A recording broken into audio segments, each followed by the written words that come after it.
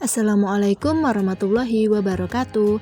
Perkenalkan, nama saya Nur Hidayah, NIM 19030111080, Pendidikan Guru Sekolah Dasar Semester 5 Kelas B.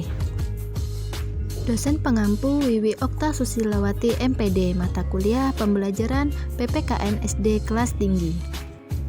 Di video kali ini, saya akan membahas mengenai strategi pembelajaran PPKN SD kelas tinggi.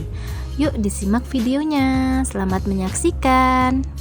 Pengertian strategi pembelajaran PPKN SD. Menurut Sells dan Ritchie pada tahun 1994 halaman 31, strategi pembelajaran adalah spesifikasi untuk memilih dan mengurutkan kejadian dan aktivitas dalam pembelajaran. Dick dan Carey mengatakan strategi pembelajaran adalah komponen umum dari suatu set materi dan prosedur pembelajaran yang akan digunakan secara bersama-sama. Dick Walter dan kawan-kawan, tahun 1990 halaman 106. Dari beberapa pendapat tersebut, dapat disimpulkan bahwa strategi pembelajaran pendidikan Pancasila dan kewarganegaraan atau PPKN yaitu suatu siasat atau kiat yang digunakan untuk memilih dan mengimplementasikan segala teori, pendekatan, teknik, metode, model, media, materi, dan sumber-sumber belajar dalam proses pembelajaran pendidikan Pancasila dan kewarganegaraan untuk mencapai tujuan pembelajaran pendidikan kewarganegaraan yang telah ditetapkan. Selanjutnya, macam-macam strategi pembelajaran PPKN SD kelas tinggi. Yang pertama, jigsaw. Strategi ini digunakan jika materi yang akan dipelajari dapat dibagi menjadi beberapa bagian. Materi tersebut tidak harus disampaikan secara berurutan. Strategi ini dapat melibatkan seluruh peserta didik dalam pembelajaran dan sekaligus dapat melatih peserta didik mengajarkan sesuatu kepada orang lain. Jigsaw adalah salah satu teknik pembelajaran kooperatif. Yang kedua, strategi reading with, yaitu membaca buku ajar. Strategi ini diterapkan jika waktu yang tersedia untuk membahas suatu materi sangat terbatas. Para peserta didik diminta untuk membaca materi yang akan dibahas dengan memberikan dan membuat kisi-kisi panduan. Yang ketiga, information share, yaitu mencari informasi. Strategi ini dapat diterapkan pada materi yang padat, monoton, dan membosankan. Materi dapat diambil dari berbagai sumber seperti koran, majalah, tabloid, dan sebagainya. Yang keempat, critical incident atau pengalaman penting. Strategi ini pada umumnya digunakan untuk memulai pembelajaran. Tujuan penggunaan strategi ini adalah untuk melibatkan peserta didik sejak awal dengan meminta peserta didik mengungkapkan pengalaman-pengalamannya. Strategi ini juga cocok digunakan bila tujuan pembelajaran mengajarkan peserta didik untuk berempati atau merasakan apa yang dirasakan orang lain.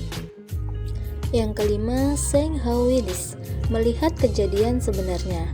Strategi ini dimaksudkan untuk memahami suatu kondisi tidak lazim yang terjadi atau dihadapi seseorang. Dengan strategi ini, peserta didik diminta membayangkan bagaimana dan apa yang dilakukan oleh orang yang mengalami kondisi tersebut. Yang keenam, brainstorming atau curah gagasan. Strategi ini merupakan langkah inventarisasi ide melalui curah pendapat tentang topik tertentu dengan bebas tanpa seleksi. Yang ketujuh, small group discussion atau diskusi kelompok kecil.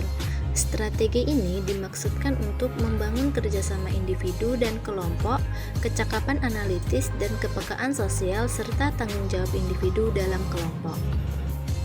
Yang kedelapan, aktif debat atau debat aktif. Aktif debat merupakan strategi yang dapat mendorong peserta didik untuk berpikir kritis, argumentatif, dan reflektif.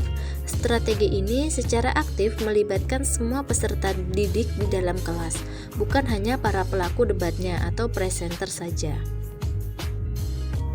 Yang kesembilan, role playing atau bermain peran. Tujuan utama dari penerapan strategi ini adalah untuk mengajarkan peserta didik bagaimana berempati. Strategi ini dapat menstimulasi peserta didik untuk mengasosiasikan dirinya dalam suatu peran tertentu, sehingga peserta didik lebih dapat memahami, mendalami, dan mengerti tindakan sosial yang dilakukan oleh orang lain di lingkungan sosial.